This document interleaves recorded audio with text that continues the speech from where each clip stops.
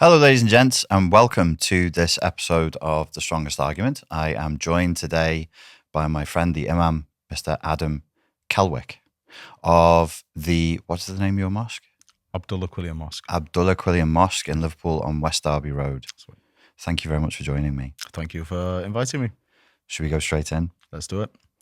Tommy Robinson. What do you think of Mr. Tommy Robinson? Wow. I've had a lot of thoughts about Tommy Robinson for a number of years. So let's pretend I'm describing Tommy Robinson to an outsider, which is something which I do often. Yep. Friends in different parts of the world. Sure. And they ask me, who is this Tommy Robinson guy? And the way I simplify it, because I don't have hours to talk about the intricate details, the way I simplify it is I tell them he's the head of the largest anti-Muslim or anti-Islam movement in the country. Okay. Now, I know there's a lot more to it than that, but that's the way that I choose to summarize. Whoever the largest anti-Islam movement in the country is now, they're furious. They're going to be in the comments. They're going to be like, it's us, damn you. No, I get that and I understand that. If somebody asked me here, I'd probably go into a little bit more detail. So Tommy Robinson, as we know, he was the leader of the EDL, the English Defence League, whose identity kind of evolved to be about highlighting the fact that Islam is a cancer. Muslims are not producing anything good in our country. It's a threat. And then what you have is the vast majority of all the different societal problems, whatever they are somehow dragged into that narrative. And then Muslims are to blame. Although there seems to have been a recent change, because when I hear Tommy Robinson of late, he's kind of moved away from the narrative that Muslims are to blame. And he's now saying that, no, actually, I don't have a problem with Muslims. I'm not saying that all Muslims should be kicked out of the country. But what I am saying is that ideology or the religion, Islam, is the problem. Okay. And for me, it's very trying to think of the right word, because I want to say offensive, but if I say offensive, everybody will, the Muslims are being offended again. So it's very frustrating. It's very frustrating as a person who is a member of the Islamic faith, somebody who's very, very proud to be English and to be British, and somebody who for the vast majority of my life, I've tried to be a servant to society, to people in our country, whatever background they're from. Yep. That can be quite frustrating to hear this narrative push time and time again. At the same time, if we're to talk about Tommy Robinson, I understand that he was raised in quite a hostile environment in Luton, and I know he's had lots of clashes with Muslim extremists, people who in my opinion, I put them in the same category of people who are misrepresenting Islam, and so I can see. Although I don't agree with it, I can understand how this hatred or this kind of demonization or this uncomfort with this fascination what Tommy Robinson has with attacking Islam. I can see it. Okay. But I think it's important that people know that a bunch of loonies claiming to be adherents to a religion, you don't throw everybody under the bus because of a bunch of loonies. I'd like to come back to that with you because Tommy, I interviewed on his own, and he was allowed to present his strongest argument for that. And I'd like you to have the same opportunity to present your strongest counter argument for that. Just placing this in time, it's we're in late October of 2024. Tommy just received his sentence yesterday. He's got 18 months in a high security prison for releasing a documentary. How do you as a Muslim, how do you feel about that? So that's high. Yeah. Part of me is relieved that he's been sent to prison. And the reason for that is because of the riots which we had recently. And I was going onto the X platform.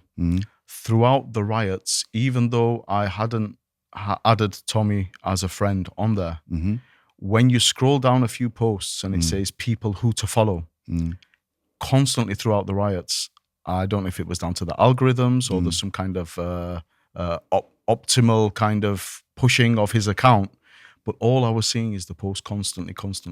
That's interesting. Yeah, so throughout the riots, Tommy Robinson's account was constantly promoted to me, and it's feedback what I've had from other people as well. And I know a lot of people have been criticizing him, saying, "Look, he's over on holiday on his sunbed, and while he's stoking the fire of the riots." So I know people have been criticizing him in general, but I don't think he played a positive role in those riots. I think, and maybe I'll be criticized for this by a lot of people in my community. But I think a lot of the issues which Tommy Robinson does raise they're due to valid concerns, and there is something behind it. These are issues which people suffer from. If we're talking about the white British working class in general, there are a lot of things which he brings to the table which are genuine issues which do need fixing. But then, I don't know, I think it's just the way he shouts at the camera, and he kind of taps into people's emotions. And I don't think emotional responses are helpful for anybody. At this point in the interview, I'm just going to say to the people who are going to criticize you, and me probably, you're in a no-win situation here. You've come into this interview in good faith. You are going to be criticized both by people on the right, and you're going to be criticized by people in the Muslim community. You're going to get it from both sides. So the people watching who want to level those criticisms, they are not displaying the courage that you're displaying by coming here and doing this. They're sat at home, most of them anonymous, sniping from the shadows. And I think when we go through the comments and we see that, we need to bear that in mind. You're putting your face, your name, and your reputation on the line being here. They're not. I hear what you're saying. I've always been taught that if you believe in something and it's genuine and you've got good intentions, then present it. So I'm not doing anything. People will criticize. You know, you've been in this kind of online game for many years. Yes. Your skin grows thick. Yeah. I do appreciate genuine constructive comments. I do appreciate genuine questions when people ask me. But I really, I am who I am. I believe what I believe, and that's what I'm here to present today. So when Tommy Robinson got sent down, there was a sigh of relief from one perspective that, you know, finally a lot of the trouble which has been attributed to him. Now, I know he doesn't claim any of it, and he claims that he had no part in the violence and the thuggery, and if you go through and kind of pinpoint with detail, he has actually never said to anybody, go out there and burn hotels down where refugees are staying. However, I think it would take an idiot to not recognize that he was definitely a big pushing factor for the general. You're saying the tone was agitating and not calming. That's the criticism. Exactly. Okay. It was about escalation, not about de-escalation. Okay. And this is during a time, don't forget, Richard, everybody, not just the Muslim community, who were very scared during the riots. They didn't know what was going to happen. Oh, is it going to be another Kristallnacht like in Germany, or all the Muslim businesses going to be burnt down, or all the mosques going to be burnt? What's going to happen? Do we have to start leaving this country? Is it going to be that bad? But it wasn't just the Muslim community. No, because I've got a lot of non-Muslim relatives and family. Everybody was worried. We saw our city centres being smashed up. We saw the shops where we got the Greggs, the Lush, and everything was being damaged. And so to contextualize it for people who weren't here during the summer when it got hot in temperature and in attitude, walking down Bold Street as a white fellow, a lot of people were looking at me, side-eyeing me fearfully, and I was thinking, this is never in my entire life, I've never felt that atmosphere in Liverpool. I've never had people look at me with fear or suspicion because of my ethnicity. And I thought, God, it must be across the whole country. I went to Uxbridge There was one day I was in Liverpool and people were looking at me with fear and suspicion. Went to Uxbridge the next day, which is like a township just outside of London. Totally different atmosphere. Like nothing. There was nothing there. I went and sat next to a Somalian woman in a hijab, and I was like, she'll move. She's just going to quietly get up and move. She didn't. She started smoking. She turned to me, struck up a conversation with me. Have you got any kids? How many kids do you want to have? Blah, blah, blah. Totally different atmosphere. The reason why I'm saying this is because when we have a problem in this country, we can sort of feel like, oh, it's everywhere all at once. It's not. You can have very different attitudes and temperatures, emotionally speaking, in different cities at the same time. Here in Liverpool, it was very tense for a while. And as you say, not just for non-Muslims, for anybody who wasn't white, it seemed to be. So I had people coming to me and saying, you know, what's going to happen? Am I going to get battered in the street? And I'm like, I don't think so. Like, you can't just ask me because I'm white. I'm not plugged into the whole white community. I don't know, but I don't. So you would have told them, I don't think so, but would you have been able to have guaranteed it for them? No, because this is the thing. Nobody really knew where things were going. Well, this is probably going to be thematic for the conversation. I can't be accountable for an entire group of people just because you've identified me as British and white. I'm not. That doesn't mean I'm accountable for every thug, psychopath, narcissist, and weirdo. Thank you very much. You're right. Yes. That's the strongest argument. Likewise, yeah, as an individual Muslim or any member of the Muslim community, when somebody decides to blow themselves up in Iraq or Saudi Arabia or wherever in the world they decide to do it, killing themselves and killing lots of innocent people, likewise, we can't be held to blame for that. And this is the thing, Richard, because there's so much discussion, there's so much national discussion amongst politicians, in the media, amongst influencers and circles and podcasters like yourself, where Muslims are on the agenda. Right. We're on the agenda. Everyone's talking about us all the time, and it's very cringe to listen to as a Muslim who studied the religion. But the added difficulty what we have is we're not only talking about Muslims and our relationships in the UK, because whatever happens anywhere else in the world, and don't forget there's a lot of geopolitics going on, even right now as we speak. We've got the Israel, Gaza war, the genocide, what the Israelis are committing. We've got Iraq, Iran, all these places all over the world. And whenever any one of them does anything, what somebody doesn't like, it's so easy to just be dragged into this narrative. Look at these British Muslims. Yeah. They're the ones who are responsible for this. Yes. And it gets tiring, to be honest. And, you know, a lot of people in the Muslim community, they're like, oh. So, for example, when the Southport stabbings happened, my first reaction was horror. And I think we discussed this last time. And you're saying Muslims are horrified by the killings of innocent... Oh, really? Of course. I did not... Sorry. Forgive me, Richard. I just dialed my sarcasm up to 200. No, but this is the demonstration of what I'm talking about. Yes, yeah. Because I'm used to actually... The really people saying... Yeah, reactions like that. Because so I shouldn't laugh. It's terrible. It's tragic. It's awful. But that's insane. Yeah. That's insane. And so me and my family, we dealt with we didn't deal with it. We kind of processed the tragedy, what happened in Southport. And then straight after, my instinct was to know, who is this guy? Please, God, don't make it a Muslim.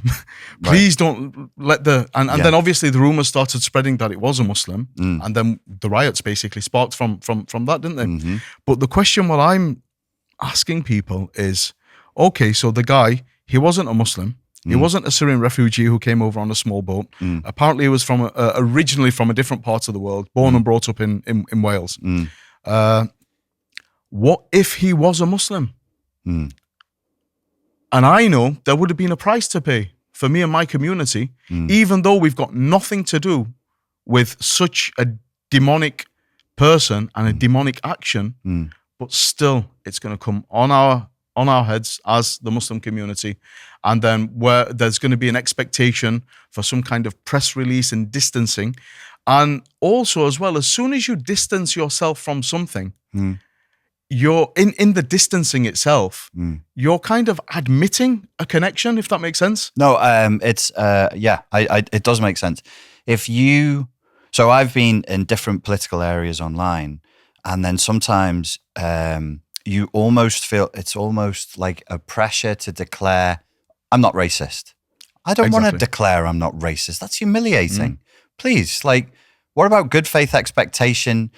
Okay, I'm not racist and I don't drown puppies every day. Like, what else do you want? Murder is bad. Slavery, like, that's humiliating. And I don't think it's fair to drag a community by the scruff of the collar and say, right, say it's bad. Well, yeah, of course it is. And also, the sun is hot. Like, what are we doing? What are we doing? But since the 11th of September, that's what's been expected from the Muslim community time and time again for any catastrophe. So whether it's 7/7, whether it's the murder of Lee Rigby, whether it's all these other things, which, by the way, a lot of the anti-Islam circles, they love to kind of amplify these events and use them to pin them on us. We have nothing to do with them. In fact, you know, if you look at the victims, you know, these innocent victims. So, for example, 7/7, how many Muslims were murdered on that day on the tubes? These people don't differentiate between Muslim and Christian and Jew, and they even kill themselves. Yes. If they're willing to kill themselves, who will they spare? Think about it that way. I want to get into Islamic philosophy, Islamic doctrine, Islamic ideology with you. But to bring it back to Tommy again, I know Tommy. Met his kids. I like Tommy. I'm worried. He's in prison. I'm a bit scared for him, for his family as well and his friends. There is a chance that if he's taken out of solitary and they move him, that he could be attacked. How do you feel? Well, obviously you're a British man. How do you feel about that? Not as a Muslim, just as a British man. Right. So the first thing is, how did I respond when I heard that Tommy's been sentenced to 18 months? Oh, yes. You said so my first thing was a sigh of relief. I didn't let you finish. That this kind of toxic narrative, which targets my community, the Muslim community, is going to come to some kind of halt due to that. Even though that's not what he was sent down for, by the way. That's, you know, but that's and at the same time, I've been thinking recently, because I've been taught to see people as souls, to look at people as souls. And one thing I try and do is always try and put myself in the boots of the other person. And so I've been trying to work out, forget about the image what's out there. So for some people, he's the head of a racist, Islamophobic movement. And I know people deny that. I'm just saying, for many people, he is this racist, Islamophobic, divisive figure. For other people, he's this champion of the working class, willing to sacrifice his own life and his own time with his family for what he believes is right for the people in this country. What I've tried to do is put both of those images to one side and think about not Tommy Robinson, Stephen Yaxley Lennon. Like, where is this guy right now? Because he must be seeing these two versions of him, which are pushed out there. And at the same time, I think that the real version of him must be something he reflects upon often. And I can't imagine to believe how it must have felt flying back into the UK when he knows he's going towards almost certain imprisonment. And whether that gives him time to reflect, of course it will. But I also see somebody with incredible influence, and I wish the people of goodness who want genuine good for society could kind of guide Tommy to be a force. As we said before, there's divisiveness, there's escalation. If he was able to utilize that energy, that strength, that position, what he has, to unite, to bring together and be a force for good, then I think, so potentially what I see in Tommy Robinson is a potentially amazing person who could do amazing things. Whether his time in prison is going to give him the chance to reflect and, I don't know, come out a different person. But I don't think either of those two images which I described, either this outright Islamophobic, racist, hate leader, or even this champion of the British white working class. I don't think either of those are entirely accurate. Okay. And yeah, but he's been sent down now. He's in prison. And one thing I've been thinking about is I've been making phone calls, and what I want to do is, and I'll put the message out here now in front of you, and it's a message to Muslims who are in the prison where he's been incarcerated. And I think the worst thing a Muslim could do, for several reasons, and I'll explain these, for several reasons, is do anything to harm Tommy Robinson while he's in prison. The first reason, the first motivation for that, because I'm talking to the Muslims, is because that's not what Islam teaches. You can't do that. What does Islam teach in that regard? Islam doesn't teach vigilantism, which is what any attack on Tommy in prison would be. He's been convicted. It's anti-Quran to be a vigilante. Of course, you can't abuse anybody. You can't hit anybody. You're not allowed.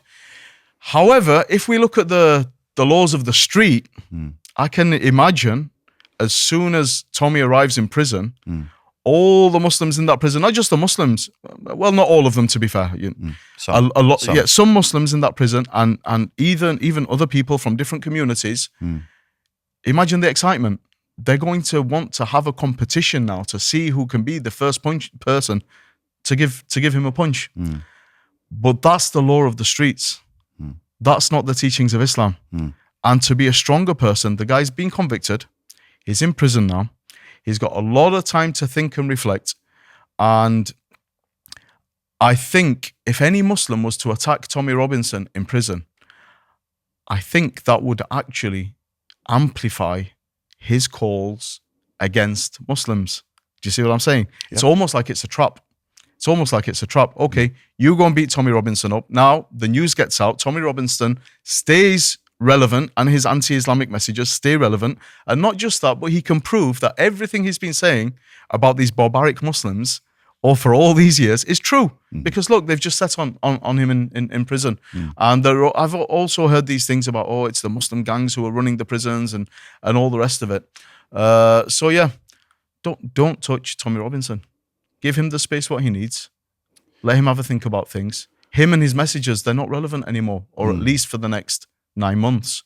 And see what that can do. If anything, I think a positive interaction with the Muslim, fellow Muslim prisoners would be a positive thing. And that in itself, just being a positive example, that counters all of the kind of vitriol what's been coming out for all these years. And not only that, I'm not saying act nice to prove him wrong. I'm saying just be a Muslim, like we're taught, because that's what Islam teaches you anyway. So you don't, as somebody who claims to be Muslim, you don't have to go out of your way to be a nice person. You're supposed to be a nice person anyway. You're in prison, okay, I'm not going to judge you. The judge judged you. You've got your time in prison for whatever crime you committed. But I also know, because I've met people who've come out of prison, and I know what a positive impact that experience has. Not only that, even if we go to the Quran, we have stories of people, good people, who went to prison, and they've their spiritual ranks have been raised, and they've Joseph, for example, in the story of Joseph when he was sent to prison, and how he came out a stronger leader after that. There are reasons why monks and ascetics leave society and sit in isolation, and there's no stimuli from the world, there's no confusion, there's just you and prayer and silence and God, and that's it. You come back to yourself. You can't avoid yourself in solitary confinement, which is what he's facing, because he's at risk. So obviously, I allowed Tommy a lot of uninterrupted exposition when I interviewed him, and I'm going to do the same thing here because we are limited for time. What I think I heard you say is, if you're appealing to the Muslim inmates, you're appealing from a faith level, which is it's non-Islamic, but also from just street smarts level. Like this is not going to help. It's not going to help. Exactly. What do you think would happen outside of the prison if Tommy was successfully attacked inside of the prison? Right. So my biggest concern is that if Tommy ends up in Belmarsh prison, that's also where a lot of these very, very extreme, quote unquote, Muslim prisoners are also held. And unfortunately, I don't think my message will get through to that type of person. Or again, giving people the benefit of the doubt. Maybe their time in prison has been a time for self-reflection, and maybe they've kind of reviewed the way that they look at life. What potential could it have on the outside? I think Tommy's biggest challenge now is after he's been building up lots of momentum, and that momentum, by the way, spiked during the riots. Like his following and his kind of exposure vastly peaked during the riots. And I think so that's going to be affected. The momentum is going to be affected. And I think any attack on him in prison will just bring that relevance back, and will keep the narrative going. For example, if but I'm not saying, this is the thing, Richard. I'm not saying don't attack Tommy Robinson because his popularity will remain. I'm saying don't attack Tommy Robinson because it's a bad thing to do. It's not a nice thing to do. So now we're forcing you to say murder is bad. You don't drown kittens every day for fun. Attacking people when they're in prison isn't a good thing to do. No, but I think it's important to clarify. And the reason is a lot of people on the other side, if we can say, like I prefer us all to be on one side, if I'm honest. Everybody in society. Let's be on the same side. If you're not my brother or sister in Islam, then you're my brother or sister in humanity. Right. And I know that's a big pill for a lot of people to swallow. Okay. But this is what I'm about. And you can look at my track record, you can look at the work I've done, whether it's humanitarian work, whether it's food banks, whatever I've been doing all of my life. This is my kind of philosophy. Let's all understand. We know the difference between good and bad. We know the difference. It's something which is innate in the human being. And true, we have laws to kind of implement that and monitor it. But I think ultimately people know, like what you're saying, killing somebody is not bad. Killing somebody is bad. Freudian slip. Depends on who we're killing. Edit that. Somebody will take that, and they'll anyway. Punching somebody in the face, it's not good. You can't do it. Do you even need a Quran or a Bible or a Torah to teach you that? We know it's not a good thing anyway. But one of the challenges which I've experienced is that a lot of people on the other side, if we're going to call them that, is they're so convinced that every Muslim out there is a nasty person, so that even when they see a nice Muslim shopkeeper, they'll be like, yeah, but he's a good one. Yeah, but the rest of them are horrible. Right. Or if they see somebody like me, they'll be like, yeah, no. He's just saying that to make himself look good. But really, when he gets the chance to become prime minister or establish his caliphate, he's gonna chop all our heads off. And it's like, come on. You know the saying, actions speak louder than words. If you want to know who somebody is, look at their actions. And this is a challenge also, which I give to the followers of the like of Tommy Robinson. You know, you speak amazing words. Where's the action? You've got a lot of energy, a lot of passion. I see you shouting on the streets, but where's the action? Why not harness that and serve the community? You know, how many food banks are you and your communities running? How many people are you supporting in your day-to-day life? How many elders, I really don't like to blow my own trumpet, but I just want to use as an example, during COVID, the lockdown, remember the harshest lockdown when you weren't allowed out of your house. What I did is I got my children to take out, we printed some notes off, and we said, if you're struggling, because what I did, I saw it coming. I saw the lockdown coming. I knew that the shelves were going to be empty like a month before they emptied, because I do humanitarian work. We do emergency responses, and I saw the signs. So I stocked up with lots of things. Before you judge me, it wasn't during the time when everyone was buying everything, before that. And we sent out a note, and I made sure that my children posted them to all of our neighbors. By neighbors, I'm not just talking about the street which I live on, because the teachings of Islam say your neighbor, the definition of your neighbor is 40 houses in every direction. It's a lot of neighbors. It's a lot of neighbors. But not just that, there's an emphasis on being good to your neighbors as well. So I got my kids to post these notes out, and some of the neighbors did respond. There were a couple of elderly ones. There were people who didn't have anything in, and before you knew it, my kids were taking toilet rolls over tins of beans, and just so. What I'm trying to say is a lot of people are talking about how society is broken, and don't forget we're in the middle of a crisis, the cost of living crisis. Yeah, inflation is skyrocketing. Yeah, not just here, all around the world. And so we're in challenging times. And in those challenging times, for me, there are two options in how you respond to it. You can, number one, come out and criticize the government, put all your energy into criticize the government, which they need to be criticized. The people should criticize them. Or you can put your energy into you be the solution. Why wait for your local MP to do anything? Why wait for the Prime Minister? And I can hear people saying, yeah, because we pay taxes. Yeah, we do. I get that. And do criticize, as long as it's constructive and you think some good will come from it. But other people falling short in their responsibilities is not an excuse for you to fall short in your responsibilities. And I'm just somebody who thinks, who you know, when I saw the recent rally down in London, and I saw people, and I watched some of the interviews, and a lot of people are complaining about a lot of things. And most of the complaints, what they have, are genuine. And I share those complaints. This is the irony, by the way. A lot of the stuff which people raise as issues during these rallies, as a Muslim, I agree with a lot of it. You said some of the concerns are legitimate, and you share them as a Muslim. What are some of the legitimate concerns you've heard from what Keir Starmer, the metropolitan elite, will just dismiss as being the whining of right-wing thugs, right-wing white British thugs? What are the legitimate concerns? Right. So there's no doubt, there shouldn't be any doubt in anybody's mind right now that we have problems in society. A lot of those are socioeconomic problems. A lot of those have to do with the cost of living.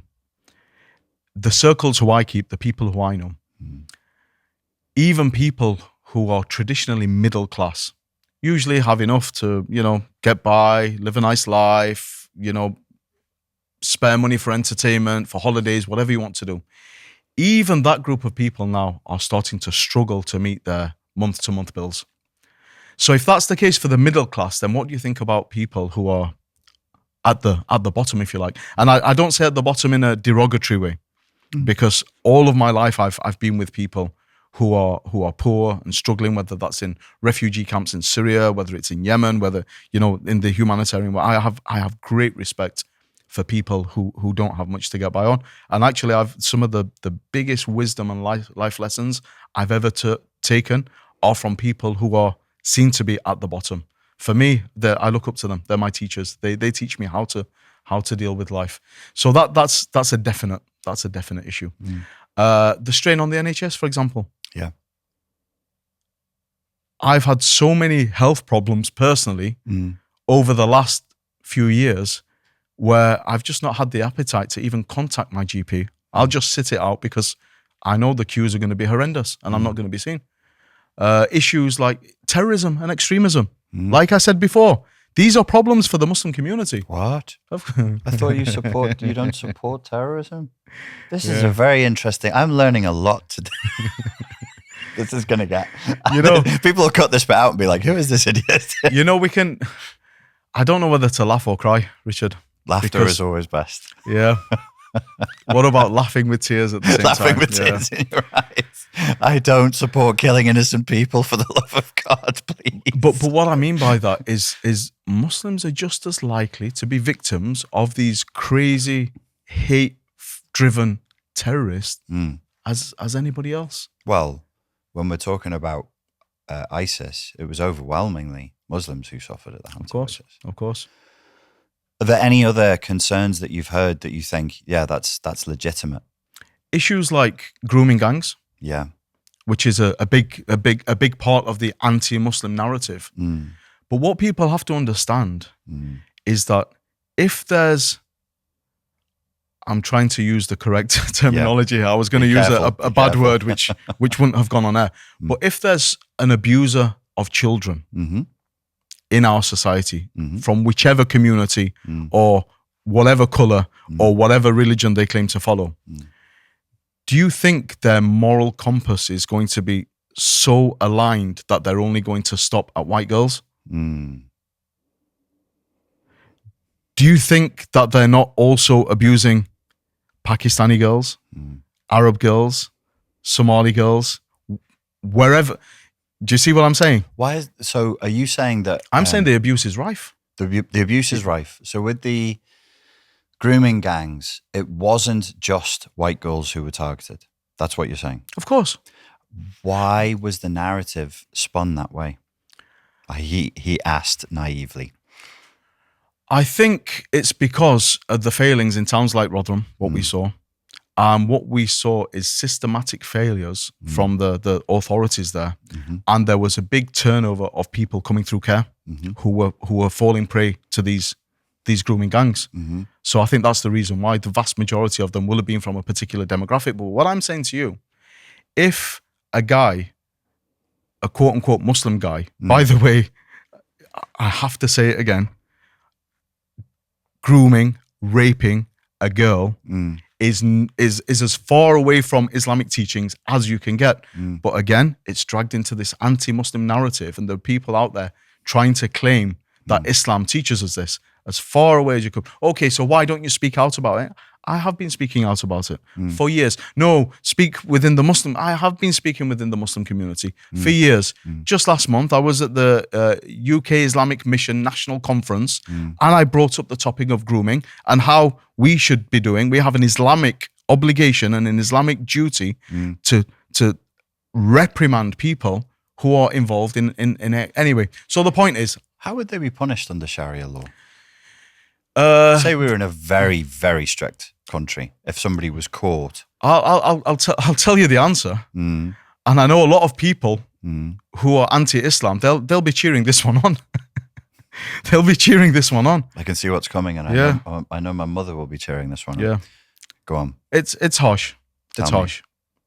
So they'll be punished if they're single, if they're not married, by lashing, and if they're married, they'll be punished with death. Is there a particular way? However, it's really important to mention that when you're in a country like which we're in now, which isn't a Sharia country, then Sharia law actually tells you that you can't implement those punishments. And again, this is another big, okay, for a lot of people. So I've had interactions before with members of the Football Lads Alliance and the EDL. This is back in the day. And we've had open questions and we've discussed Sharia. And they've been like, no, but you want Sharia law in our country. You want to chop thieves' hands off for stealing, and you want to do this and this and this. And then when I explained to them that actually Sharia law, and I've studied Sharia law, Sharia law teaches that it's actually forbidden, it's prohibited to implement any of these corporal punishments in a place where it's not accepted by the majority. So if there are Muslims in a country that doesn't have Sharia law, Muslims must submit to the law of that country. They have to submit to the law of the land. And the customs of the land as well. And the custom. So there's a principle in Sharia, and this is another thing. People see Islamic law as something which is very rigid, and it hasn't changed, and it can't change for 1,500 years. Oh, no. That's not the case at all. Sharia law has developed over the centuries a lot. But one of the principles of Sharia law is that customs override or customs rule. So any law which is to be implemented, now we're talking about a place where Islamic law is implemented. So we're not talking about the UK. We're talking about in a place where Islamic law is implemented. Yes. For example, Indonesia. The people of Indonesia have very different cultural traditions to people in Saudi Arabia, for example, who have very different cultural traditions to people in Turkey, for example. And so what the Sharia teaches is that the culture overrules and the culture decides which way the law is interpreted. It's such a fundamental element. There's so much. So if that's the case for a Muslim country, then how do you think about a Muslim minority living in a country like this? I'm going to ask you two very sensitive questions, and we will proceed with all due caution. The grooming gangs, they were men. They were in the UK. They were largely Muslim, but they were also of a particular demographic. They were mainly Pakistani. Is it neither of us are Pakistani? Do you think there's a route of interrogation that needs to be explored there as far as Pakistani culture goes, as far as Pakistani interpretations of Islam go? Is it a Hindustan problem from before the breakup? You see, so again, I'm just trying to be as honest and as real as I can be. So I don't have all the statistics on that. However, I remember seeing reports which are claiming that the majority of them weren't Pakistani. So I've seen that, but I can't remember. I can't quote it for you. However, that's still not to deny the fact that, and this is something which I bring up with my Pakistani friends often. You guys are being done over by these people who are bringing a bad name to your community. How do we stop it? And I think again, if we look at what's happened, and I'm not about laying all the blame on the local authorities, although a lot of the blame has to be put on the local authorities because they were turning a blind eye. And the reason they quoted is because they didn't want to stir racial relations or something along those lines. It was that. Are you suggesting that their cowardice and incompetence made things 10 times worse than they ever needed to? I'm suggesting they were the people who were right. So they were responsible from their aspect. However, that doesn't reduce the responsibility from each and every single man who was involved in doing what they did. Agreed. They're responsible ultimately. And my faith teaches that if you're not held to account for abusing somebody in this life, then in the next life you will certainly be taken into account by God for that. The next sensitive topic is... But sorry, just to come back to that one. Sure. And so this is the problem. This is the issue.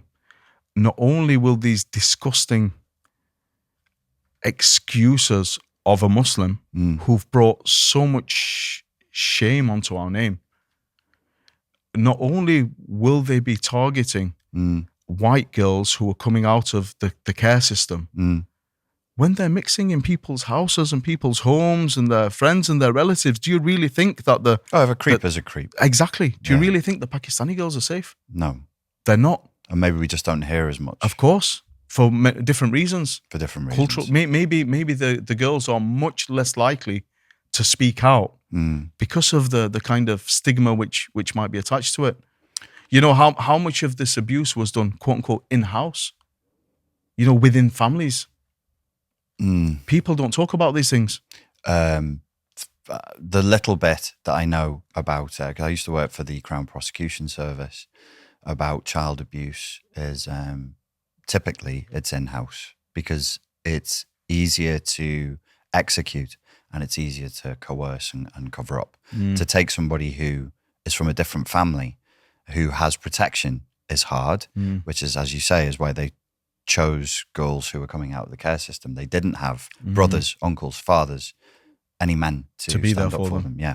And this is what I'm saying, Richard. So when people on these alleged far-right Islamophobic rallies are talking about the problem with grooming gangs in the UK, what I'm trying to say is, yes, we do have a problem with all groomers, regardless of why are you so arrogant now that you can't come together with me to solve the issue? Let's come together and solve it together. Whether that's the cost of living, whether that's the NHS, let's come together and solve these issues. We don't have to be divided and you're to blame for everything. It's all your fault. It's all your fault. It's not my fault. It's not the Muslim community's fault. And to prove that, what I'm saying is, come on, let's come together. Reach out. You get your track record of voluntary work where you serve people first. Once I see that track record, or any other person sees that track record, then you can approach like-minded people and you can work together to solve it. Unfortunately, most people who I see, they're just out there, shouting and being angry and pointing their finger at everybody else. And, we have a tradition which says when you point a finger of criticism at somebody, don't forget there are three fingers pointing back at you. What have you done to solve this? You're not very critical of the police or of local government. Don't we need them to get past this namby-pamby, simpering, cowardly attitude around racism? They seem to be too scared of being called racist, don't they?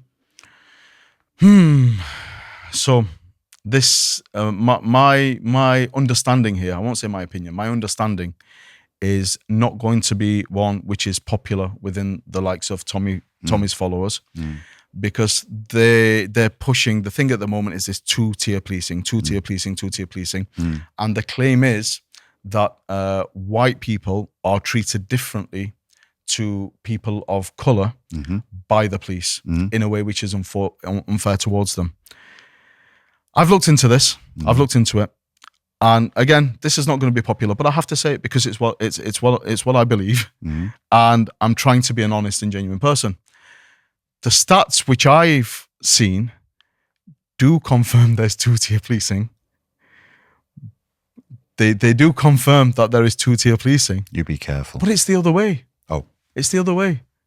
People who are black, people who are from ethnic minority backgrounds, are much more likely to be stopped and searched, to be incarcerated, to be, and the list goes on and on and on and on.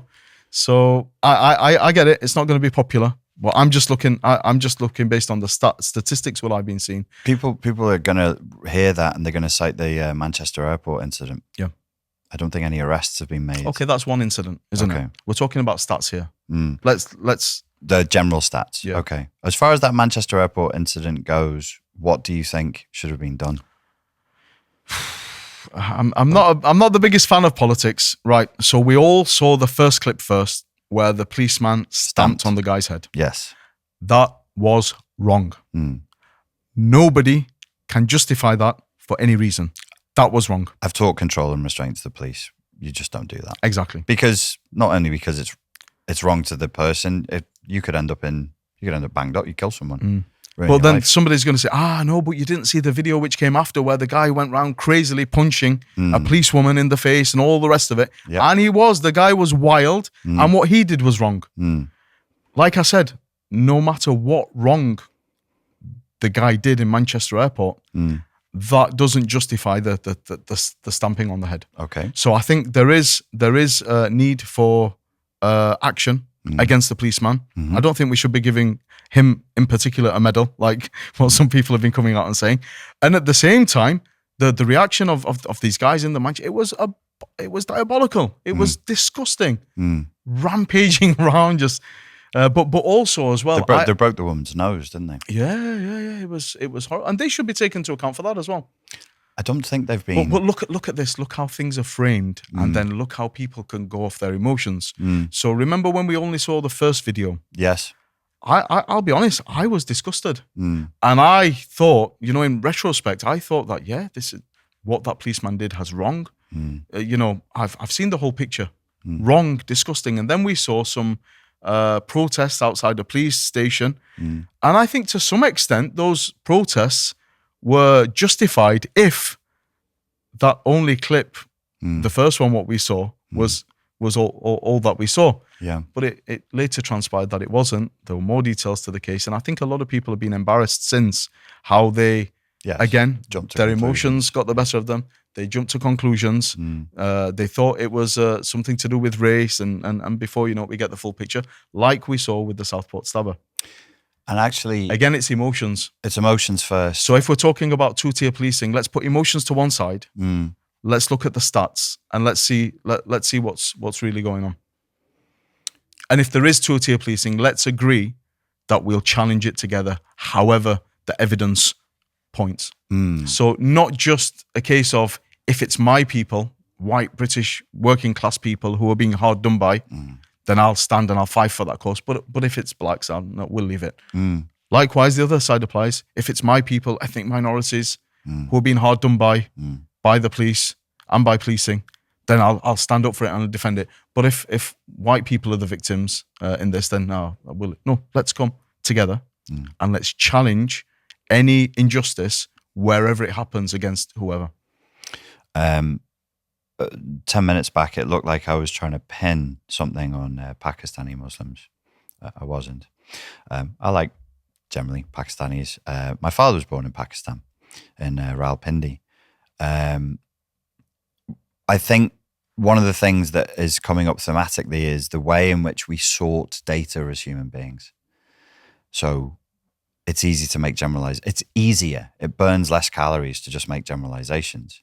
You're Muslim, you're white, but of a certain, I don't know, right. Who is usually called the right-wing thugs? It's like white working class people. Thank you. I do speak English, but only vaguely. It seems to me to be a sorting issue of categories in humans, all humans. We think with prejudice, which is natural, prejudgment. You couldn't drive a car if you didn't have prejudgment. You've seen the scenario before as you approach the light, so you have prejudgment. It's just faster.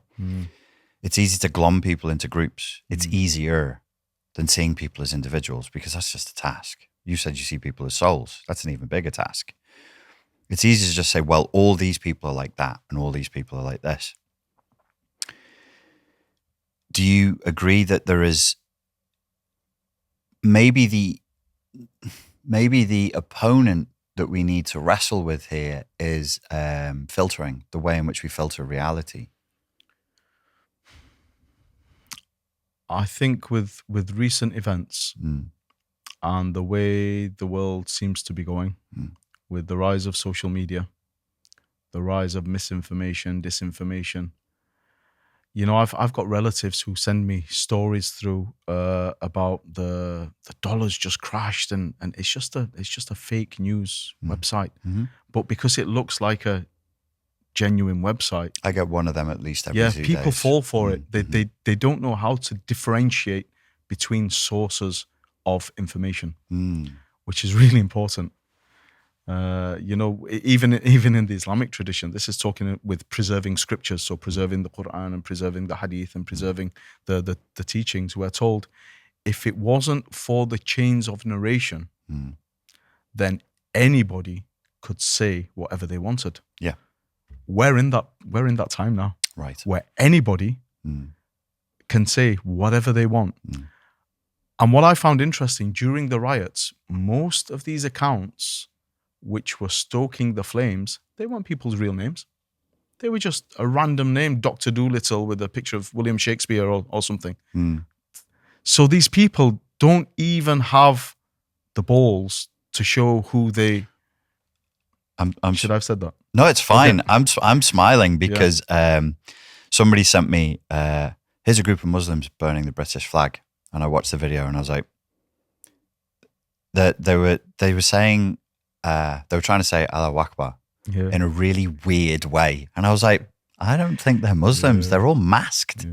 That's bait. You're falling for bait here. Not that groups of extremists haven't burnt flags and shout, absolutely. But this thing that you've just sent me, I'm like, mate, that's not real.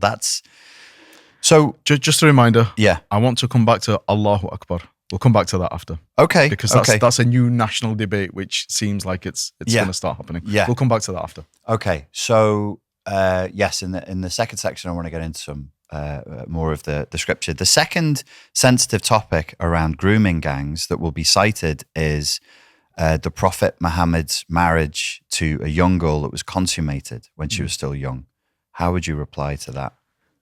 So what does the Prophet Muhammad, peace and blessings be upon him, getting married to a young woman have to do with grooming gangs in England in 2024? People would cite that as a legitimization, a scriptural legitimization of pedophilia. And is that what the groomers are citing?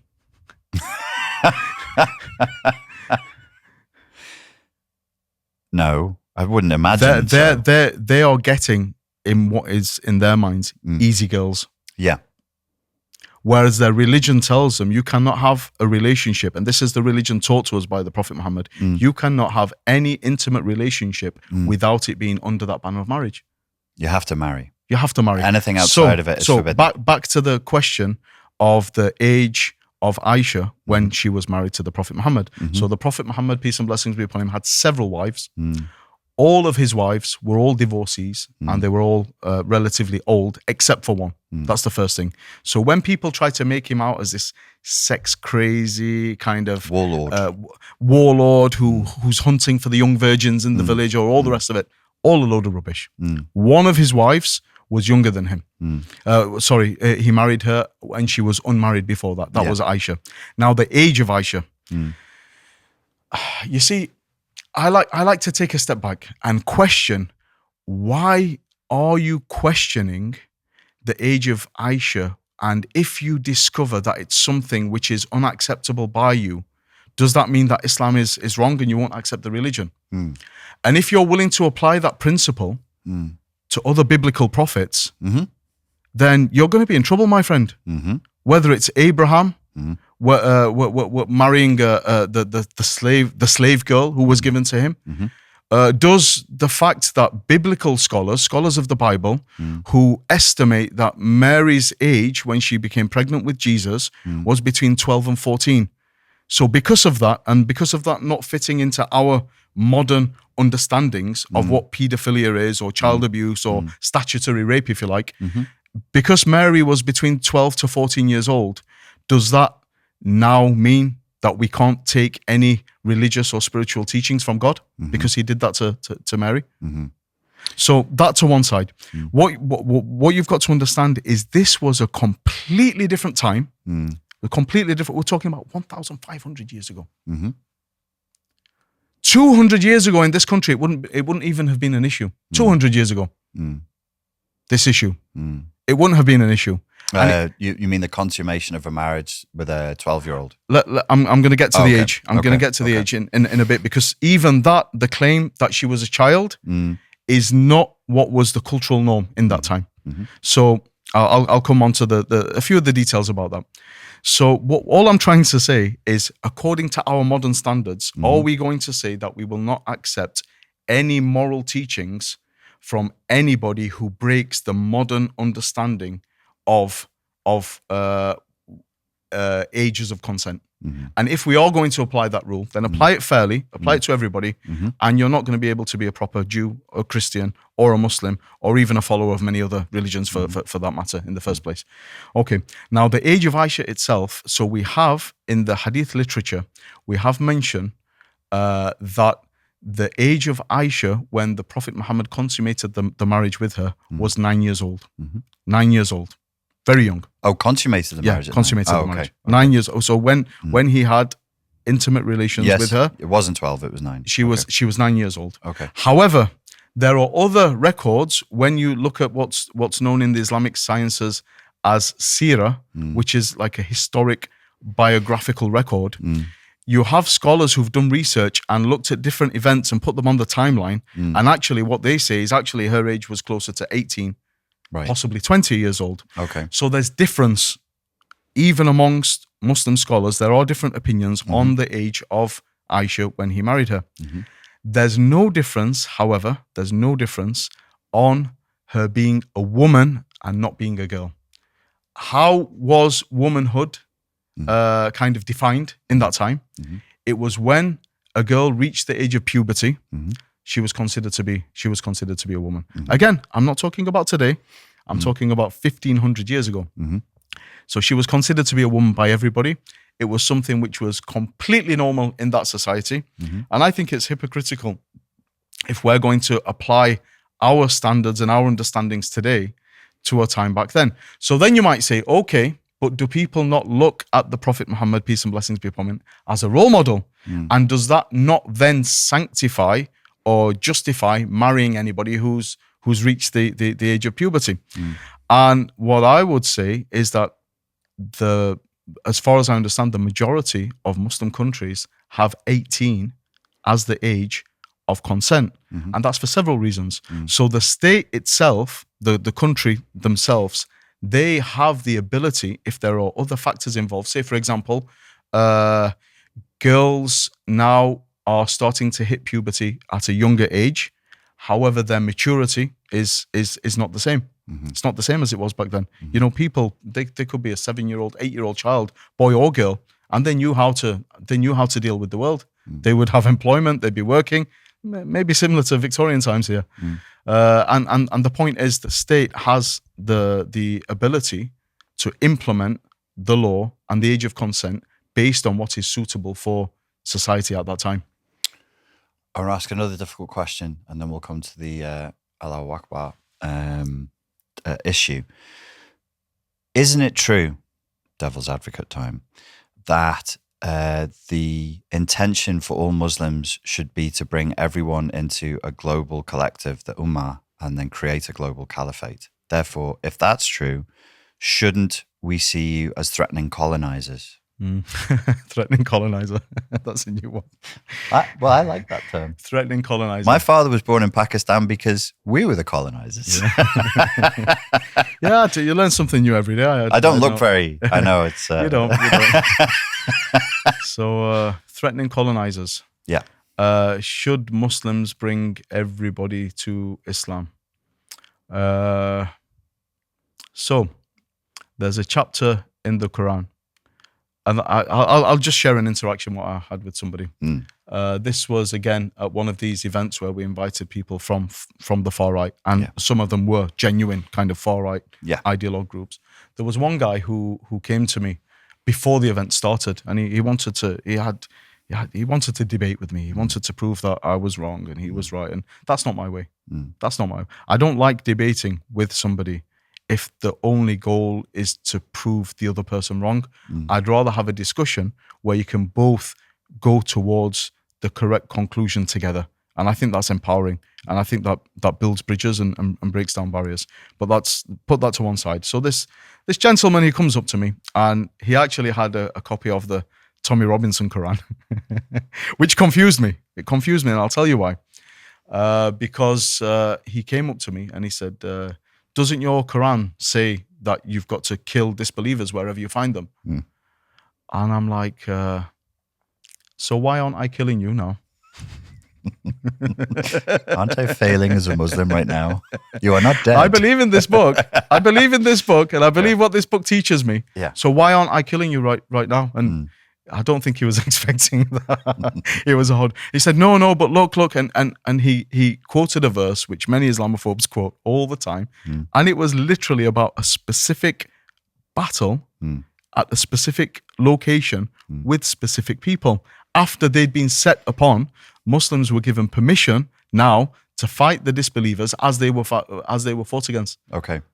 So it was just for that one context. All you had to do is read the verse before it and the verse after, and it was all very clear. It was clear that. However, that's not to say that a lot of these Muslim extremists don't also have the same interpretation of that verse. Sure. And this is the irony. This is what I find very ironic, is that the far right, the Islamophobes, ISIS, and the extremists, they literally preach the same version of Islam.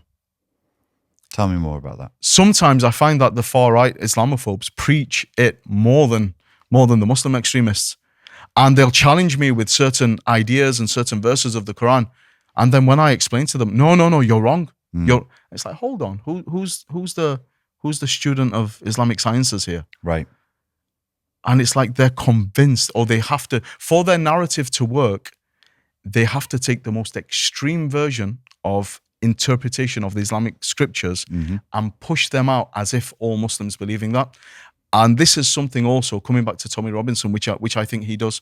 And whether that's based on his interactions with extremists and terrorists in Luton or not, unfortunately, he takes the most extreme interpretation of every kind of verse and every kind of stance in the Quran, what anybody's ever done, and he gathers it all together and presents it as if it's Islam. And it couldn't be further from the truth. A moment of empathy for Tommy Robinson. I wasn't in debate with him when I got him on. I allowed him uninterrupted exposition, as I'm trying to do with you. His version of Islam was not the version of Islam. I think I've had a very different experience to him. We're both white guys from the UK, of roughly the same age. What do you think was happening in Luton in the specific context where he was? What do you think he was exposed to that led him to the conclusions that he's come to? I can't speak on his behalf, but I've just seen a few little insights, where he winds the window down and the guy punches him. The sword of Islam punches him. Sword of Islam, yeah. And these people, they were dangerous people. They are dangerous people. And the poison which they spread throughout the Muslim community here in the UK, it was damaging. But I see an intelligent side to Tommy as well. And I'm like thinking, surely he must know that all the mosques across the country and these people were the first to be kicked out of mosques. So when he refers to the likes of Abu Hamza al-Masri, the guy with the hook hand and the badge, you couldn't have created he looks like a bad villain guy. if you tried. Guy. Like, come on. I don't want to be a conspiracy theorist, but that guy's a plant. Come on. Yeah. Come on. Come on. So you've got the guy with the eye patch and the hook. You couldn't make this stuff up, could you? How did he get that damage, was it? But the point was, he was kicked out of his mosque. His mosque wouldn't entertain him. Anjem Chowdhury, again. He was kicked out of the mosques. You know where his platform was? It wasn't in the mosques. It was on BBC News, Channel 4 News, ITV News, in all the mainstream media who were pushing him and his messages so hard that I'm not surprised that the average white British person thought that this is mainstream Islam in our country. But I don't think that Tommy Robinson would have fallen into the same trap. I can't imagine, because he's had experience with people, and yeah. You think in the way that he's been misrepresented, because he knows he's been misrepresented. He's even said, if you know about me and you hate me, I don't blame you, because you know about me through the mainstream media, so I can't blame you. Well, do you know what? I would say exactly the same as what Tommy Robinson said, but from a Muslim leader perspective. If you hate me because of what you've heard about me in the mainstream media and social media, I can understand.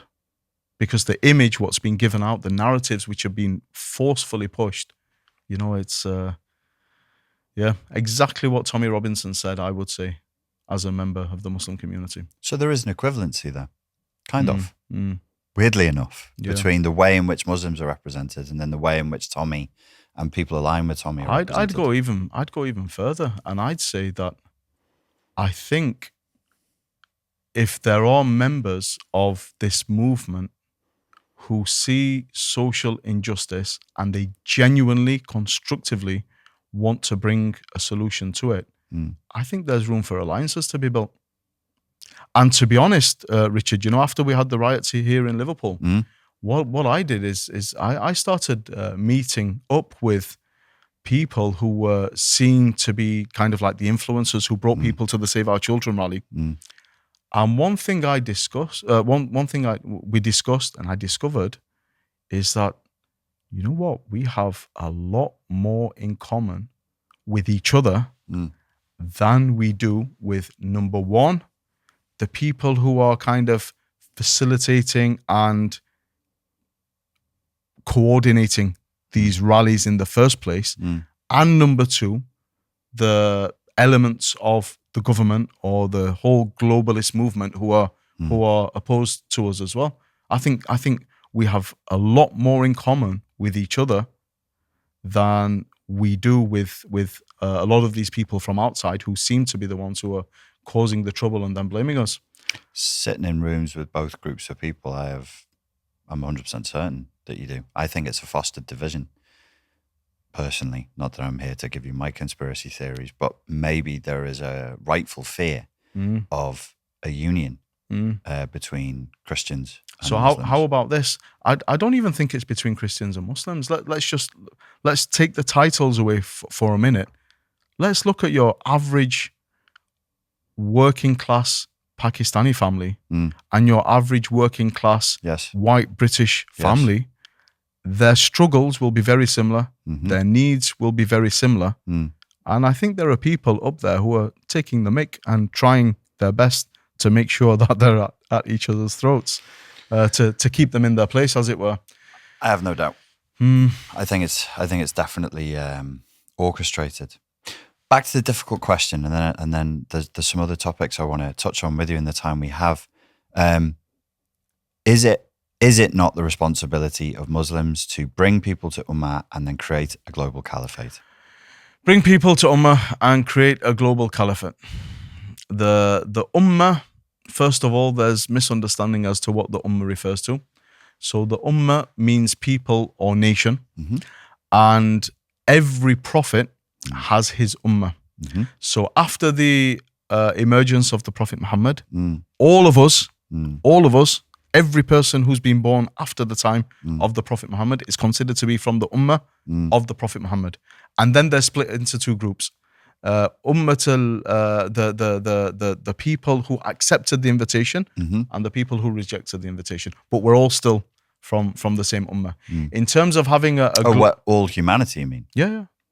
But after it comes in phases of prophets. Okay. So the people before the Prophet Muhammad would have been the Ummah, if you like, of Jesus, the nation of Jesus.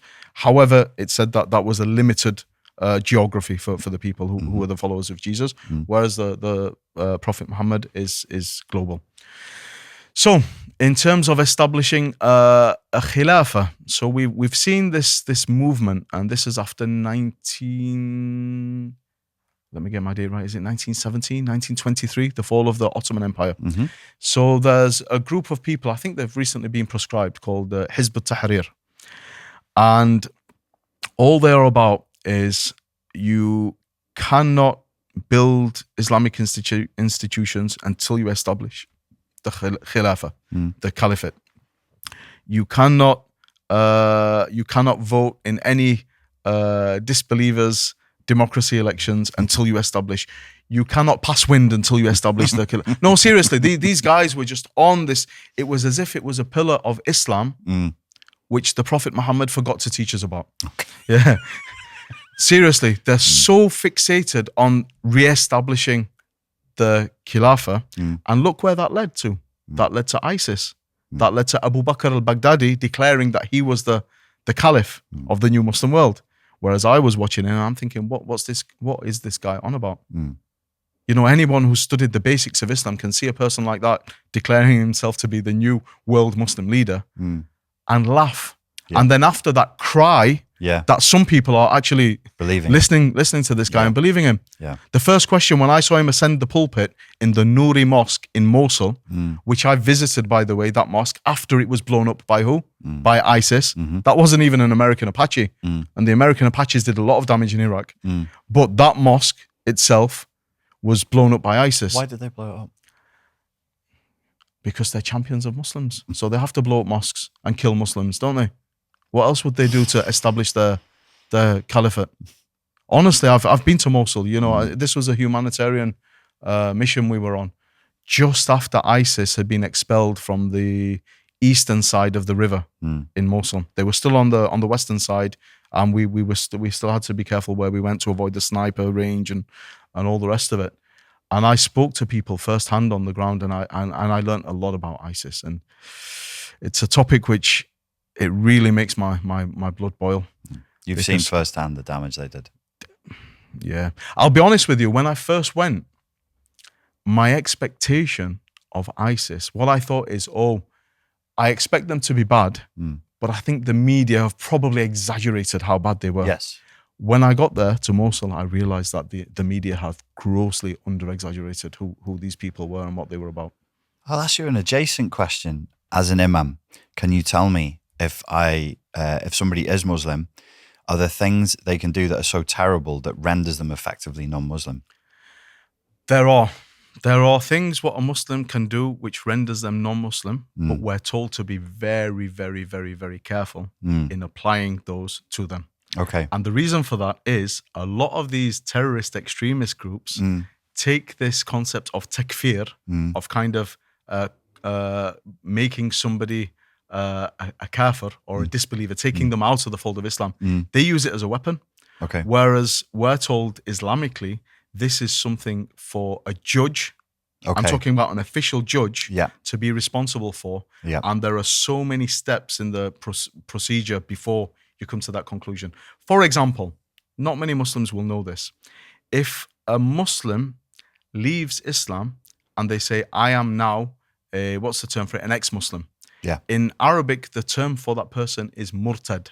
Mm. If a person comes to me today, says, my name's Abdullah, I was brought up Muslim, I read the Quran, it didn't make any sense for me, I found Jesus, I became Christian, I'm a murtad. As a Muslim, I'm not allowed to call him a murtad. He can declare it, but He can declare it himself, but I can't because he hasn't been through that official process. Does it mean, what is that, an apostate? Apostate, yeah. Yeah. Yeah, that's the term. the meaning of it. Yeah. And so Islam is so careful to make sure you don't just throw these titles out willy-nilly. Now, what that does, it gives us a problem, Richard, and I'll tell you why. Because when somebody jumps on a bus in London and blows themselves up and kills lots of other people with them, people will come running to me and say, so do you consider that person to be a Muslim? And I have to abide by the Islamic rules. law.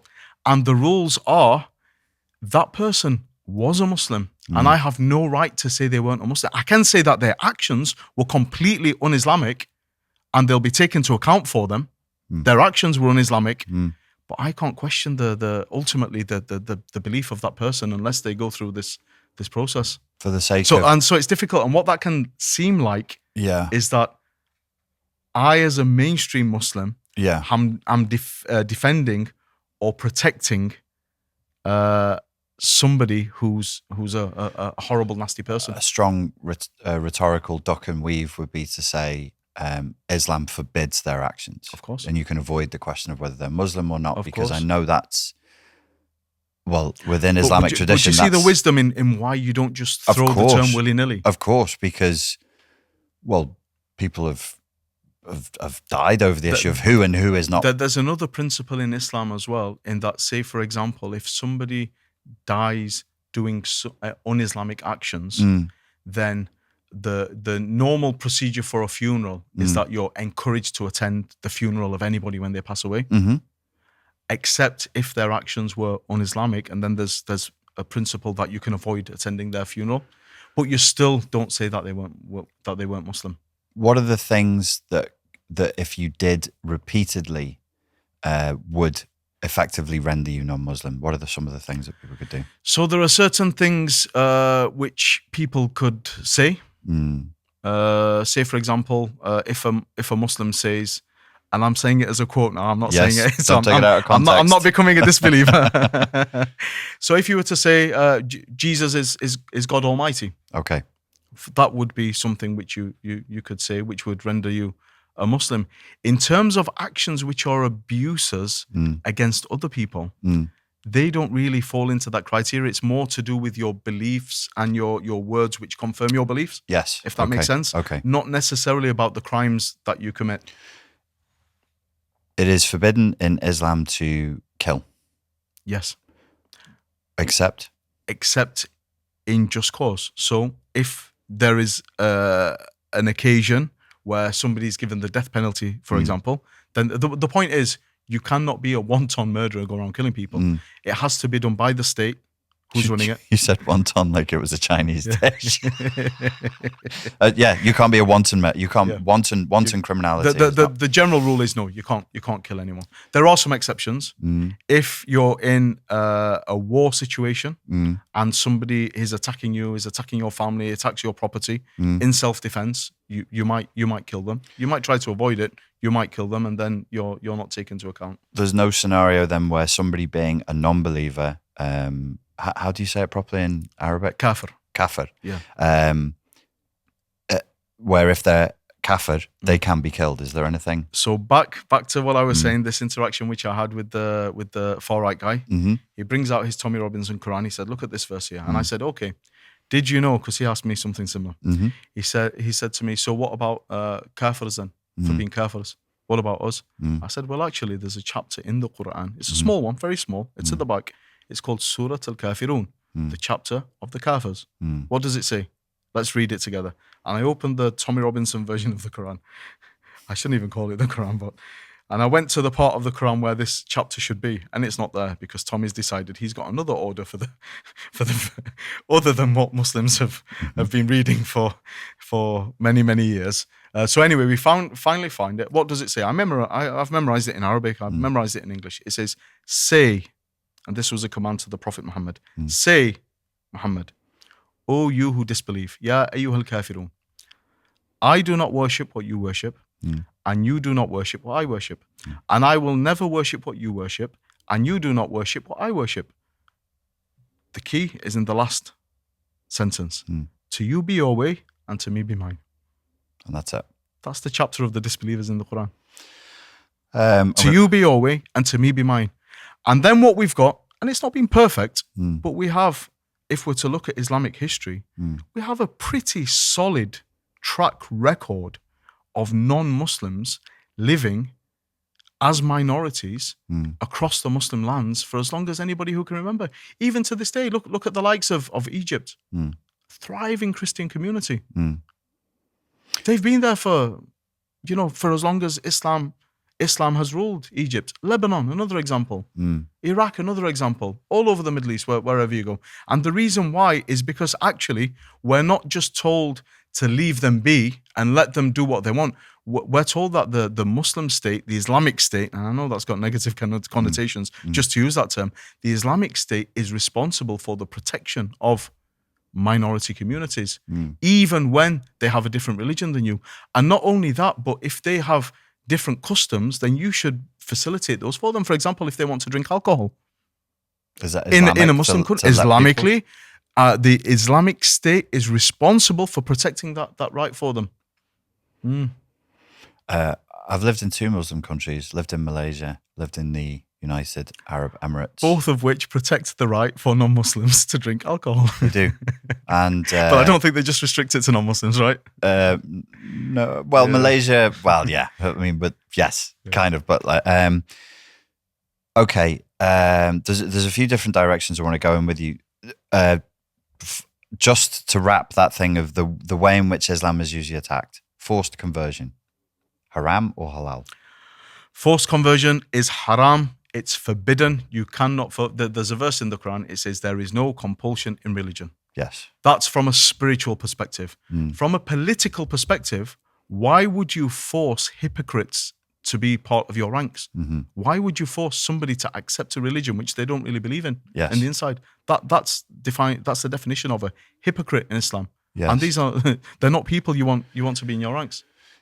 I cited Malaysia and the UAE because it's difficult for me because when I'm talking to Tommy and the guys around him, their view of Islam and their view of Muslims is very, very different. I think I got a very soft version. And maybe it's because I was going to Islamic countries where people didn't feel under threat as they do here. I'm not making excuses for anybody. I'm just like, I just had a very, very different. So my experience, as we said in here when we did the thing, is like the major threat is to my cholesterol because everyone wants to feed me all the time. And it's not like chicken and a bit of broccoli. They want to give you cake. They want to give you, delicious food and stuff. But generally the sense of like welcomingness, warmth. Maybe that's a plan for them to kill the kuffar. Yes, with obesity. Feed him sugar, Keep feeding them sugar. Kill him. kill them all. Kill them all with sugar and baklava. But I'm aware that there is. So with the Bangladeshi mate that I grew up with, his parents sort of took me in, and. It was a time when I was dating a Bosnian girl, and his mum was so happy. She was crying because she was like, "Oh, he'll join, he'll become, and he'll be one of us." And she couldn't have been happier. All she wanted to do was see me get married and have kids, and then she could relax. Then she'd be okay. There's loads of stories I have like that, but obviously, in Luton or in certain contexts, there's another face, there's another flavor to Islam. We've discussed.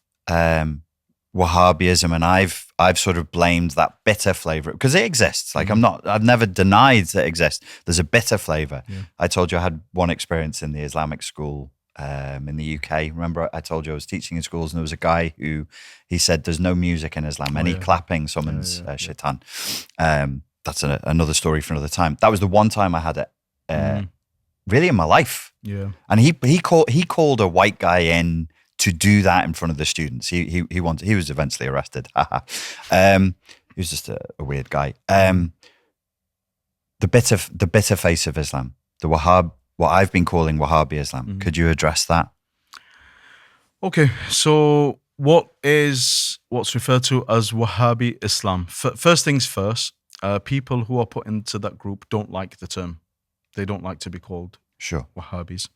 But the reason other Muslims call them Wahhabis is because they are ultimately students of a school which was founded by the Saudi scholar called Muhammad ibn Abdul Wahhab. And he came around during the time when the Ottomans were still they had their empire. It was fully running. It was in a strong position. Maybe other global powers wanted to kind of sabotage that strength what they had. And his claim was to purify Islamic beliefs and bring them back in line to how they were at the time of the Prophet Muhammad, peace and blessings be upon him.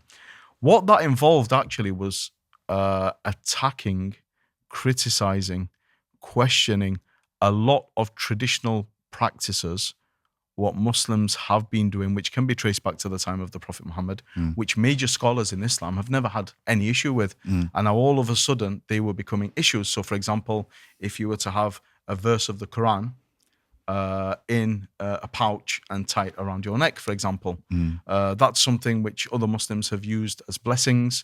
You can find the origins of the practice from the companions of the Prophet Muhammad, but Muhammad ibn Abdul Wahhab firmly said, no, this is polytheism. You're worshipping gods besides God, and that has to go. Shirk. So it's a movement which is it's kind of gone alongside. It's gone alongside the political Islamic movement. So in Saudi Arabia, there are two families. There's Al Saud, who all the kings and all the political leadership are under. And there's also Al Sheikh, the family of the Al means the family. So Al Saud is the Saud family. Al Sheikh, the Sheikh family. I thought Al meant the, but you're not saying Al. It does, but this is Al. So it's a long Al. Yeah. Oh. So that's the difference. So Al Sheikh, the family of the Sheikh, who is the Sheikh who's been referred to here? Muhammad ibn Abdul Wahhab. Okay.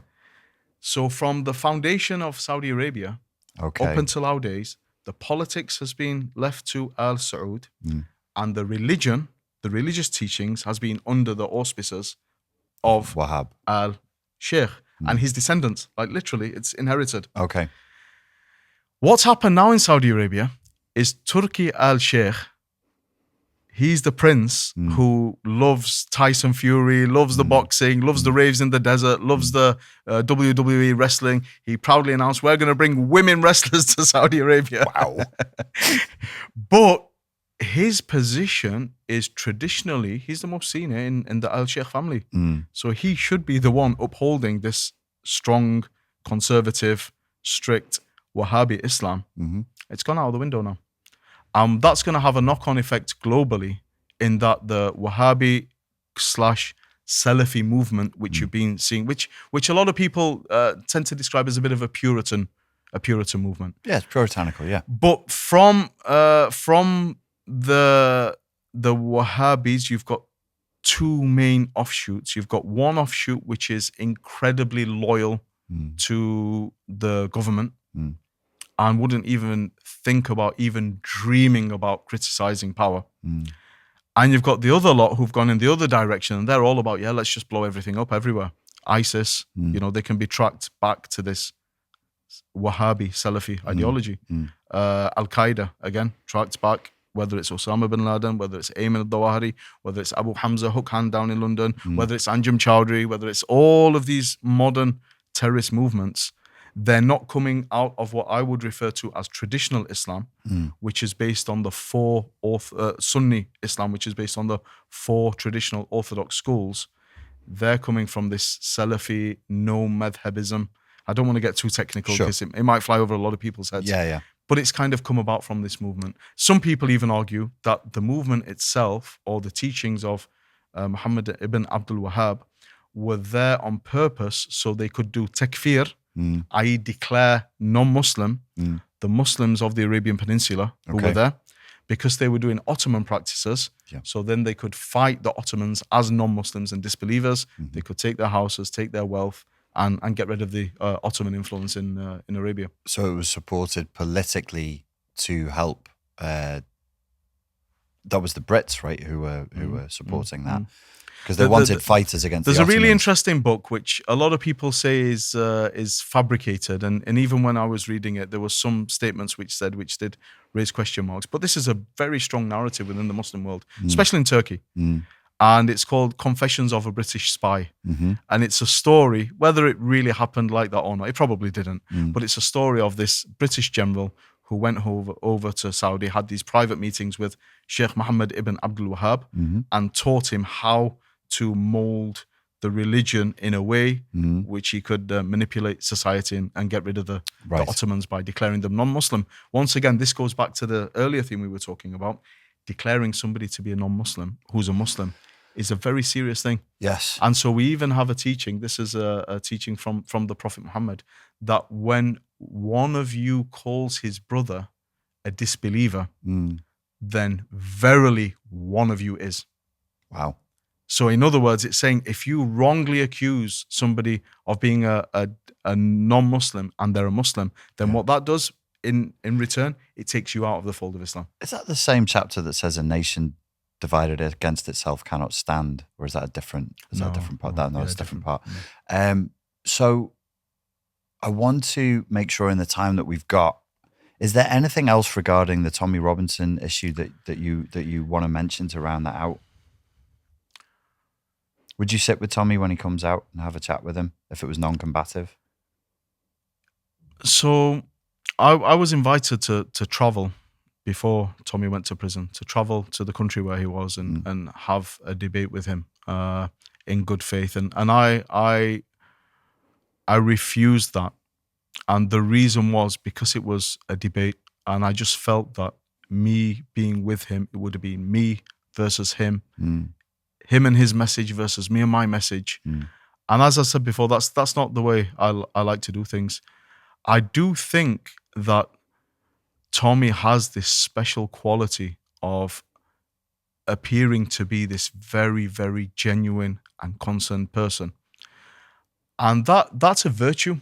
When you're a person who's concerned for his people, that is a virtue. So do you believe he sincerely is concerned for his people? No doubt. Do I agree with all the methods and the tactics which he uses to express that concern? No, I think he's done a lot of damage. Do you think in the way that he's staunch and forthright and courageous, he could be a good Muslim? Allah guides who he wills. That was a real tricky question. Nice answer. No, seriously. But it's it's the look. He reminds me of people. He reminds me of people. I know people who were very, very loudly Islamophobic, and I've seen patterns emerge. Because what that means is they've done their research, they've started reading, and I honestly believe, for most people, not everybody, but for most people, if they engage with Islam, if they engage with the Quran, if they engage with the Hadiths, if they read about the life of the Prophet Muhammad and what he really stood for, not all these kind of rumors which are going on, what he really stood for, I believe anybody who has an open mind and an open heart will at least be a friend of Muslims and an ally of Muslims. A good friend of mine in the Netherlands, he's called Arnold van Doorn. He's been a friend of many years. He was part of Geert Wilders' PVV party. And he was the guy who was responsible for distributing internationally the film which they made called Fitna, which was just a blatant Islamophobic attack on Islam.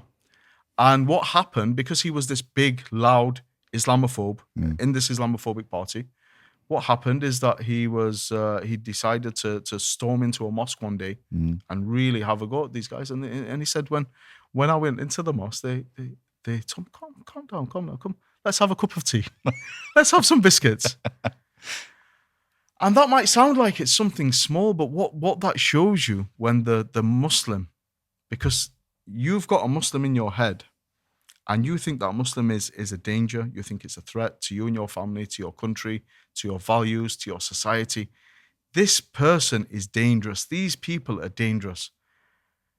And for me, this is what I tell my community. I tell the Muslim community, I know there's a lot of Islamophobia right now going out there. I know people are saying, but believe me, the more lies they tell about you, the more they misrepresent you, the easier it is to reach out to somebody when you meet them, because they'll find you so different to the angry terrorist, wife beating, child abusing, all the rest of it, Muslim, which they've had in their head for so long. So anyway, back to Arnold van Doorn. It's been a friend of mine for many years. You know, every time I'm in the Netherlands, I try and spend time with him, and we've worked together on a couple of projects in the past. But what happened? He storms into this mosque, and he said that the encounter turned into like a 4-hour interaction. He was only planning on going in, telling them how backwards they were, and then coming out. And it ended up him building this really strong relationship with the imam in the mosque. And then he started to go on, and he became Muslim in the end. He converted. He converted to Islam. Reverted. Yeah, I prefer converted, to be honest, yeah. So let's talk about the phrase, Allahu Akbar. That phrase. It means death and pain to the infidels, surely. It means God is great. Can I say that as a non-Muslim, just because I'm speaking in Arabic? Is it a Muslim-only phrase, or would I be allowed to say it?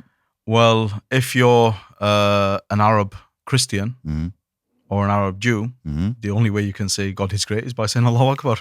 Because that's your language. literally, Coptic Christians in their church, they say Allahu Akbar. And all of a sudden, it's been dragged into an issue by politicians, and they're talking about banning saying Allahu Akbar.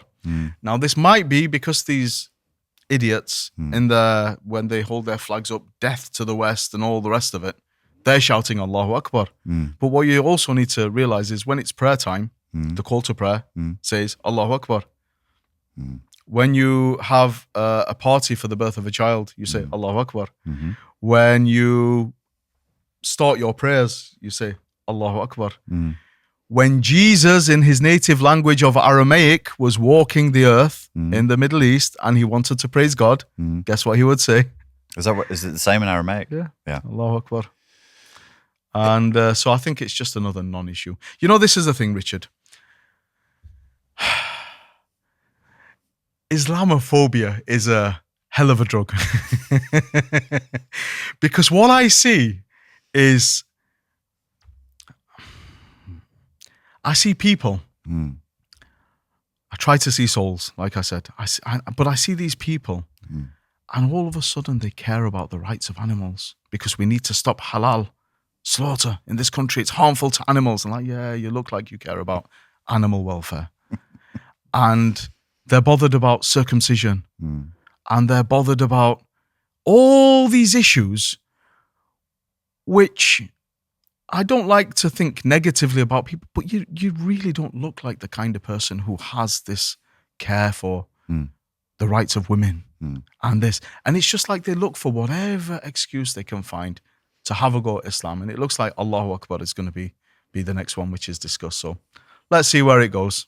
I think it would be very, very difficult to ban it when, given the meaning of the fact term. that it's even being considered to be banned is ridiculous.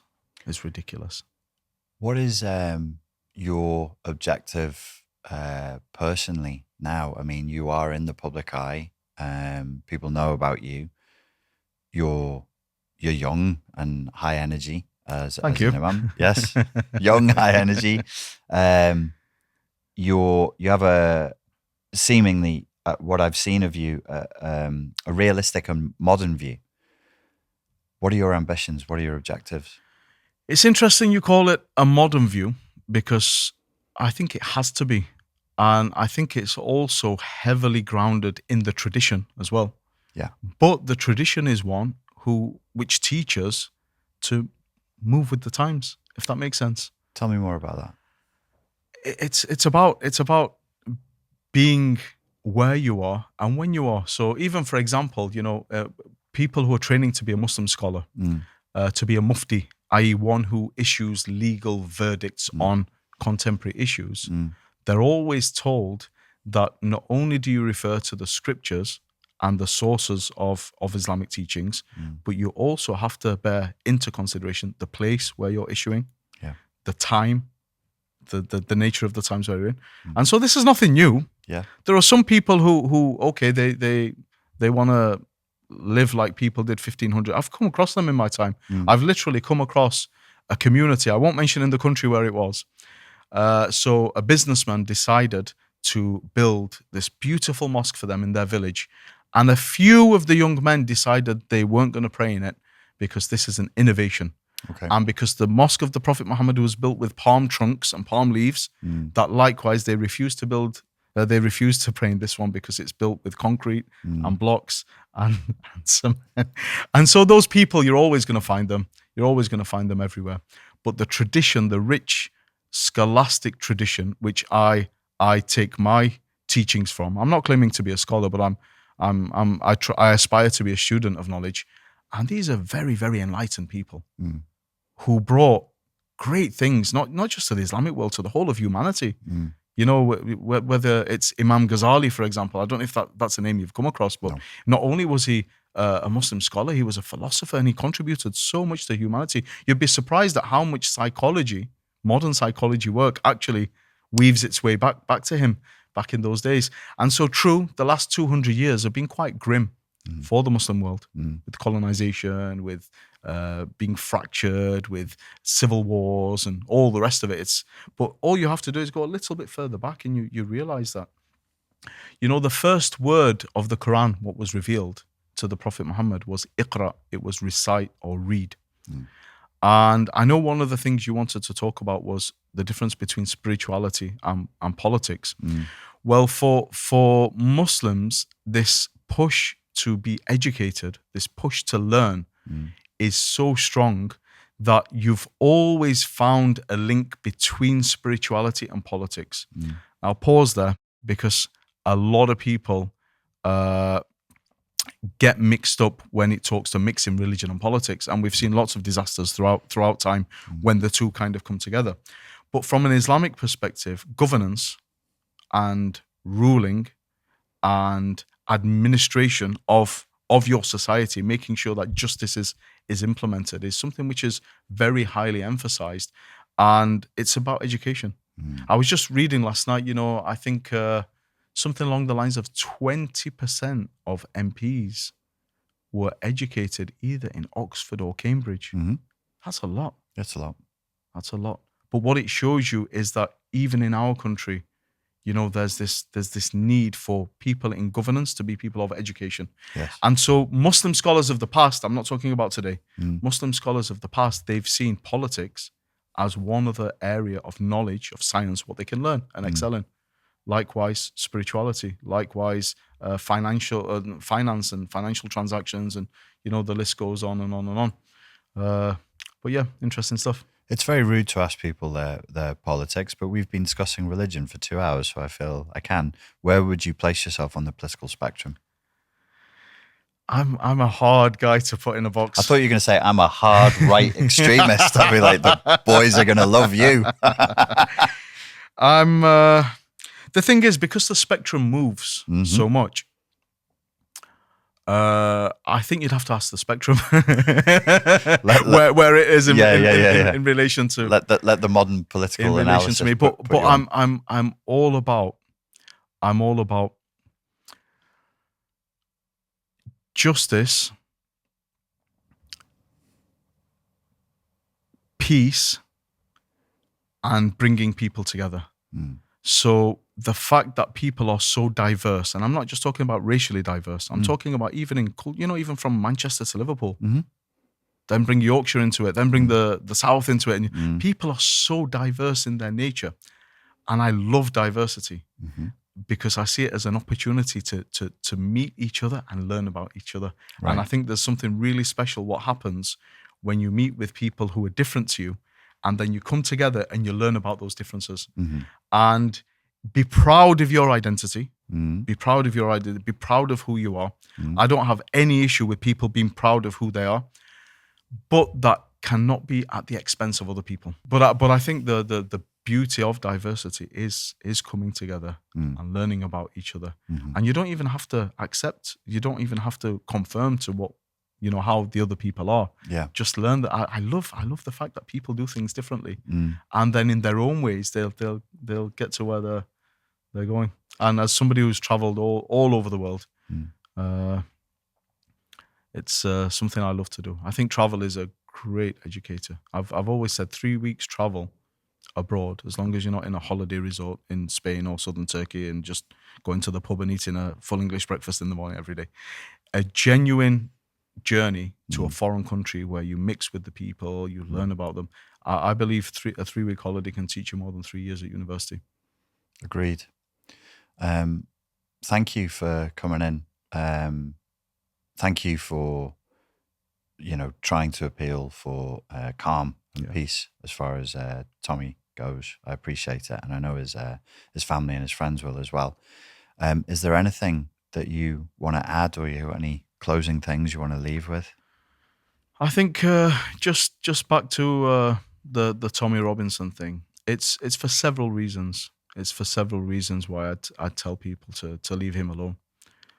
One of them is because he is a human being at the end of the day.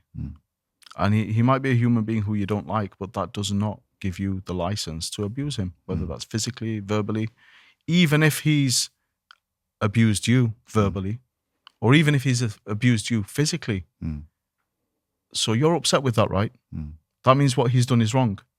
So are you now going to respond with something similar to with the same thing what you're criticizing him for? Do you see what I'm saying? It doesn't make sense. Yeah. And then from the other perspective of no, Islam teaches that you cannot be vigilantes. You cannot take justice into your own hands, because if everybody did that for everything, there would be absolute chaos everywhere. And then the other side of it is just be a nice person. Yeah. Give him that space. Maybe he will go on his own reflective journey, and let's see how he comes out of it. And I know a lot of people, but no, he can't change. No. We see people as souls, and we do not pass judgment on anybody and their state while they're alive.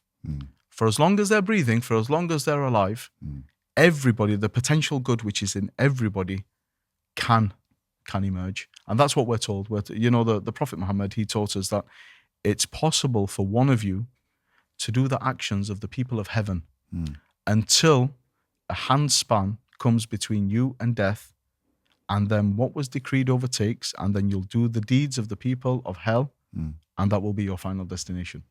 And likewise, it's possible for one of you for all of his life to do the deeds of the people of the hellfire until a handspan comes between him and death, and then the decree takes over, and then he does the deeds of the people of heaven, and he dies upon that, and that's where he goes. And so this is good for us to always keep ourselves in check, because if you think you're a good person, okay, you're not a naughty boy like Tommy Robinson, you're a good boy, okay.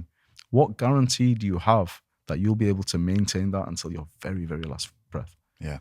And that's why we have to be constantly, personally reflecting and checking in with ourselves, making sure our intentions are correct.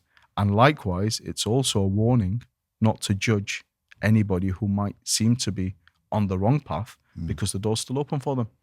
They could be that person who, just before they leave this life, contribute some goodness and some light to this life, and that's how they leave, and then their end is light. Whereas you could be the person just before you pass, you might have a breakdown. You might just, anything could happen. We've seen it happen. Anything could happen, and you could become a really, really nasty person, and that's the seal and the stamp for you in this life.